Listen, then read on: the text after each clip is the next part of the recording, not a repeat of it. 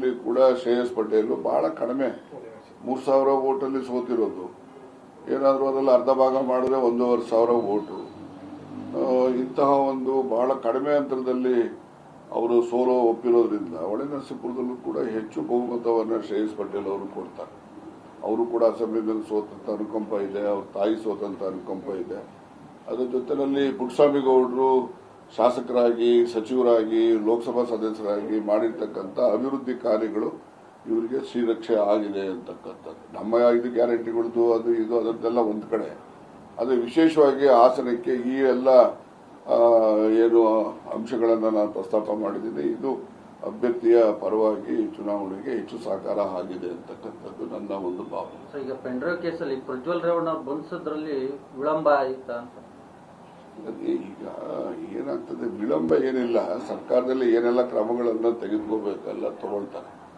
ನಾವು ಯಾವುದೇ ಒಂದು ಪ್ರೊಸೀಜರಲ್ ವೈಲೇಷನ್ ಆದರೆ ಅದರಿಂದ ಕೋರ್ಟ್ ಅಲ್ಲಿ ಅವ್ರಿಗೆ ಅನುಕೂಲ ಆಗ್ತದೆ. ಈಗ ಸೆಂಟ್ರಲ್ ಗವರ್ಮೆಂಟ್ ಅಲ್ಲಿ ನೋಟಿಸ್ ಕೊಟ್ಟಿದ್ದಾರೆ, ಕೊಡಬೇಕು ಅಂತ. ರಾಮಚಂದ್ರನ್ ಹಸು ಸಾಕಣೆ ಮಾಡಿ ಕೇವಲ 10 ಹಸುಗಳಿಂದ 18 ಲಕ್ಷ ಗಳಿಸ್ತಿದ್ದಾರೆ. ನೀವು ಕೂಡ ಅವರಿಂದ ಕಲಿಬೇಕಾ? ಅವ್ರ ಜೊತೆ ವಿಡಿಯೋ ಕಾಲ್ ನಲ್ಲಿ ಮಾತಾಡಬೇಕಾ?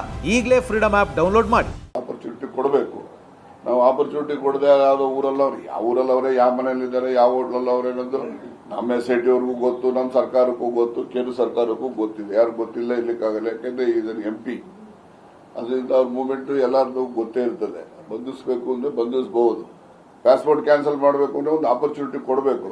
ನಾಳೆ ಆಪರ್ಚುನಿಟಿ ಕೊಡದೆ ನೀವು ಏಕಾಏಕಿ ಮಾಡಿದ್ರೆ ಕೋರ್ಟಲ್ಲಿ ಪ್ರಶ್ನೆ ಮಾಡಿದ್ರೆ ಹೌದು ಸಾಮಾಜಿಕ ನ್ಯಾಯಕ್ಕೆ ವಿರುದ್ಧವಾಗಿ ನಡ್ಕೊಂಡಿದ್ದೀರಿ, ನೀವು ಆಪರ್ಚುನಿಟಿ ಕೊಟ್ಟಿಲ್ಲ, ನ್ಯಾಚುರಲ್ ಜಸ್ಟಿಸ್ ಅಂತೇಳಿ ವಜಾ ಮಾಡ್ತಾರೆ. ಅದಕ್ಕೋಸ್ಕರ ಯಾವುದೇ ಕಾನೂನಿನ ಲೋಪ ಎಲ್ಲೂ ಆಗಬಾರದು ಅಂತೇಳಿ ಎಚ್ಚರಿಕೆಯಿಂದ ಅದನ್ನ ಇವತ್ತು ಪಾಸ್ಪೋರ್ಟ್ ಅನ್ನ ಕ್ಯಾನ್ಸಲ್ ಮಾಡೋದಿರ್ಬೋದು. ನಮ್ಮಲ್ಲಿ SIT ಅವರು ಕೂಡ ಆ ಎವಿಡೆನ್ಸಸ್ ಅನ್ನು ನಿರಂತರವಾಗಿ ಕಲೆಕ್ಟ್ ಮಾಡ್ತಾ ಇದ್ದಾರೆ. ಯಾರ್ಯಾರು ಇದರಲ್ಲಿ ಒಳಗಾಗಿದ್ದಾರೆ, ಸಂತ್ರಸ್ತ ಏನಂತ ಕರಿತೀವೋ, ಇನ್ನೊಂದೇನು ಕರಿತೀವೋ, ಪಾಪ ಅವ್ರುಗಳನ್ನು ಕೂಡ ಇವರು ಅದನ್ನ ಗೋಪ್ಯವಾಗಿ ಮಾಡ್ತಾರೆ. ಅವನ್ನೆಲ್ಲ ಪ್ರಚಾರ ಮಾಡಿಕೊಂಡು ಅವರು ಮನೆತನದ ಗೌರವ ಹಾಳು ಮಾಡಬಾರ್ದು ಅನ್ನೋ ದೃಷ್ಟಿಯಿಂದ ಏನೆಲ್ಲ ಎವಿಡೆನ್ಸಸ್, ಸ್ಟ್ರಾಂಗ್ ಎವಿಡೆನ್ಸಸ್ ಬೇಕಾಗಿದೆ ಅದನ್ನೆಲ್ಲನೂ ಕೂಡ ಗ್ಯಾದರ್ ಕಂಟಿನ್ಯೂಸ್ ಆಗಿ ಮಾಡ್ತಾ ಇದ್ದಾರೆ.